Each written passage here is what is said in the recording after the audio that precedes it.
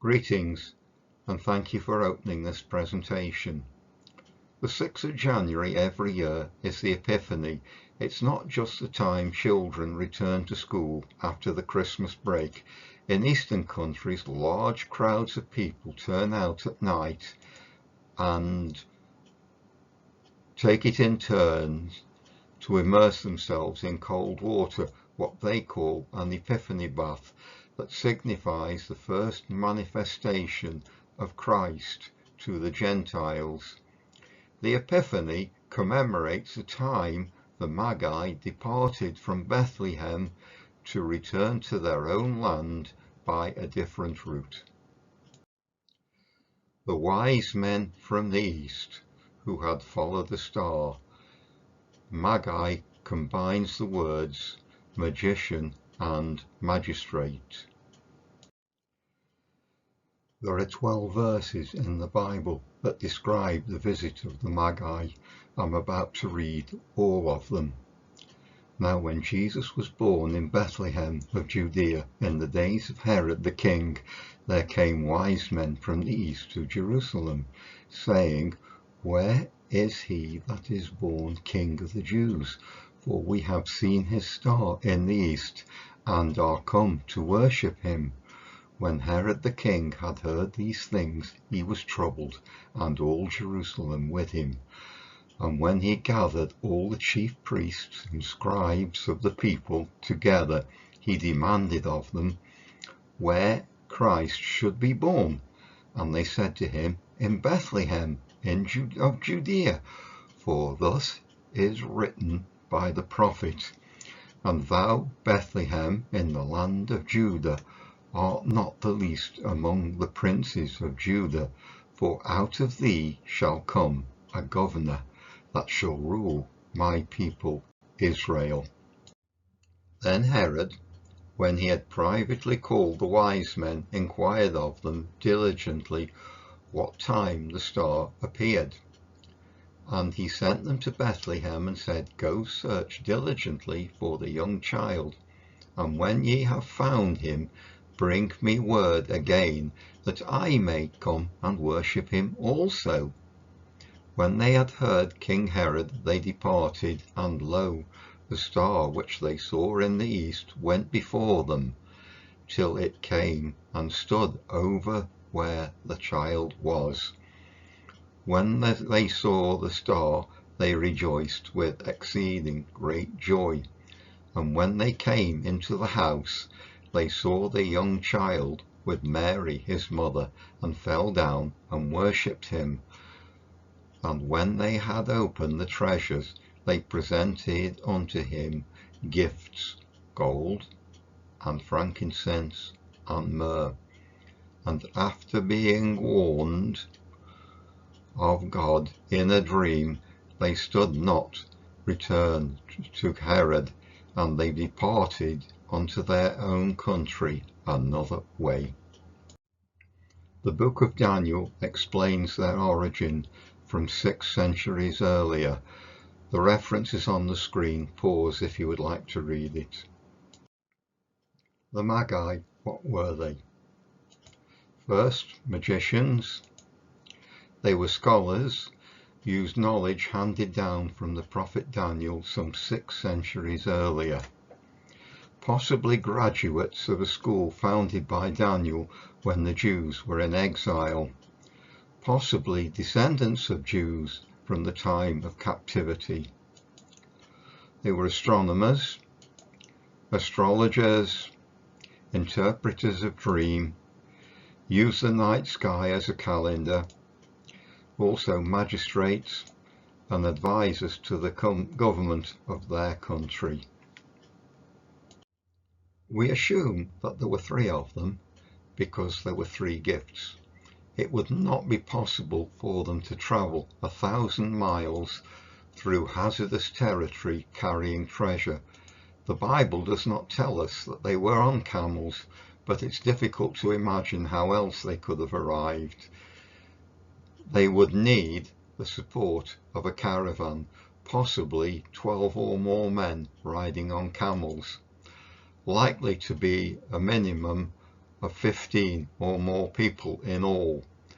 After following the star for 1,000 miles, they arrive in Jerusalem, just 6 miles from where Jesus was. Many astronomers believe that the star was a conjunction of 2 or more planets. In other words, it was a natural occurrence. Their reception in Jerusalem. They had lost the star. They had to make inquiries. And when Herod the king heard this, he was troubled, and all Jerusalem with him. And when he had gathered the chief priests and scribes of the people together, he inquired of them where the Christ was to be born. Why was Herod troubled? Well, partly because of the question they asked itself, and secondly, that 6 centuries earlier, the country they'd come from had invaded Jerusalem, burnt everywhere down, including the temple, and taken several of their people captive. So a caravan of 15 people turning up from there, I don't think would be very welcome. Oh, when they heard the king and departed, behold, the star which they had seen in the east went before them, till it came and stood over where the young child was. When they saw the star, they rejoiced with exceedingly great joy. The star shows God's glory. The star they followed to Bethlehem resembled what they'd seen in the east, but it's more likely to be something supernatural, a manifestation of God's glory, because that's where his son was. Similar occurrences happened when Moses followed the pillar of fire in the wilderness. Crib scenes can be very beautiful, but it's unlikely everyone turns up on the same night. Perhaps we should look on them more like a visitor's book. We don't know what age Jesus was when the Magi arrived. In those days, most houses had a basement where the animals were kept. The Bible does not tell us what part of the house the Magi visited. The Magi came to a humble cottage, not a palace, no attendants, only Mary, Jesus' mother. They fell down and worshipped him. They opened up their treasures. They returned home by a different route. The gifts that the Magi brought all have the same value by weight. Gold is for currency. Jesus' deity as our King, for in him dwells all the fullness of the Godhead, and you are complete in him, who is the head and principality and power. Colossians chapter 2 verse 9. In other words, Jesus is God in flesh, in which God will bring about in his own time. God, the blessed and only ruler, the King of kings and Lord of lords. 1 Timothy chapter 6 verse 15.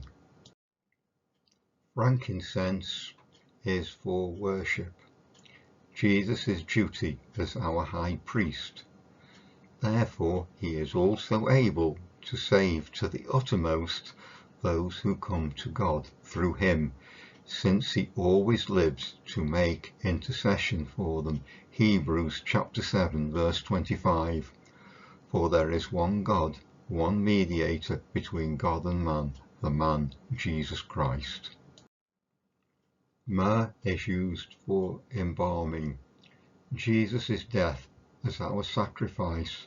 So Christ was offered once to bear the sins of many. To those who eagerly wait for him, he will appear a second time, apart from sin, for the salvation. Hebrews chapter 9 verse 28. He is the atoning sacrifice for our sins, not only for ours, but also for the sins of the whole world. 1 John chapter 2 verse 2. The Magi, or wise men, had travelled a long way to worship Jesus. It is the first sign that Jesus is for everyone who is prepared to look for him. The Magi follow the natural star to find the supernatural one that showed them the way. We must find the right place to see God's glory. The narrow way. As many will know, finding Jesus isn't easy. Requires effort. Enter by the narrow gate, for wide is the gate, and broad is the way that leads to destruction, and there are many who go in by it. Because narrow is the gate, and difficult is the way that leads to life, and there are few who find it. And also work hard to enter the narrow door to God's kingdom, for many will try to enter it but will fail. The Bible does not promise us that finding Jesus will be easy. It requires strong commitment. The Magi were willing to travel 1,000 miles to find and worship Jesus. The people of Jerusalem were not even prepared to travel 6 miles. This was only the start of their lack of compassion, causing them to conflict with Jesus. The walk to Jesus can be tiring and troublesome, with many obstacles. Finding him and walking with him makes our lives complete in this world and the next. Greetings, and thank you for listening.